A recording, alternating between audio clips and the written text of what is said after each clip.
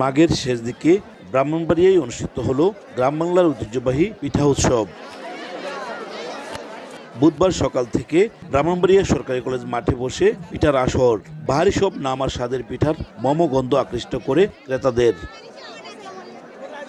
চিতই, পাকন, পাটিসাপটা, হৃদয়হরণ, বাসভূষা, মালপোয়া, pudding সহ হরেক রকমের শীতের পিঠার সমাহার।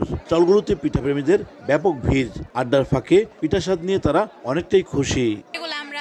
আমার মা দাদিরা মনে করেন ছোটবেলায় তৈরি করতো, কিন্তু এখন আর এটা আগের মতো করা হয় না।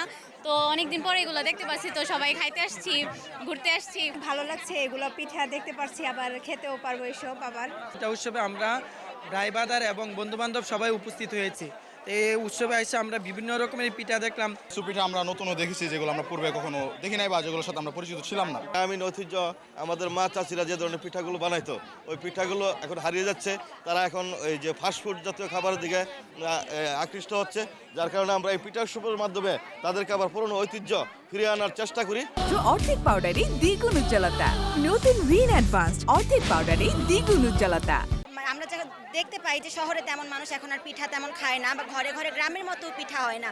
আমরা এই ছোটখাটো পিঠা উৎসবগুলো করার মাধ্যমে মানুষের মাঝে এই পিঠাগুলো আমরা আবার ফিরে আনতে পারি। নানান ধরনের এরকম অনেক পিঠা আছে এখানে, যারা হচ্ছে কি মিষ্টি জাতীয় পিঠা খেতে খেতে যখন বোর হয়ে যাবে, তখন আমাদের জন্য ঝাল জাতীয় পিঠাও আছে। গ্রাম বাংলার ঐতিহ্যকে তরুণ প্রজন্মের কাছে পরিচয় করে দিতেই এই প্রয়াস বলে জানান আয়োজকরা।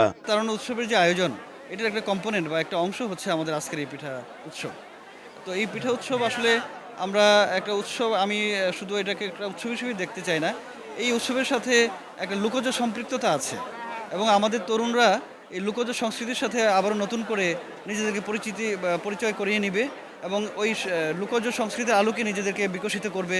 এই প্রত্যাশায় আমরা মনে করি যে এই আয়োজন একটা সফলতার দিক আছে বলে আমরা মনে করছি। দিনব্যাপী পিঠা উৎসবে ব্রাহ্মণবাড়িয়া সরকারি কলেজের বিভিন্ন বিভাগ এবং অনুষদের পক্ষ থেকে 10টি পিঠার স্টল বসে।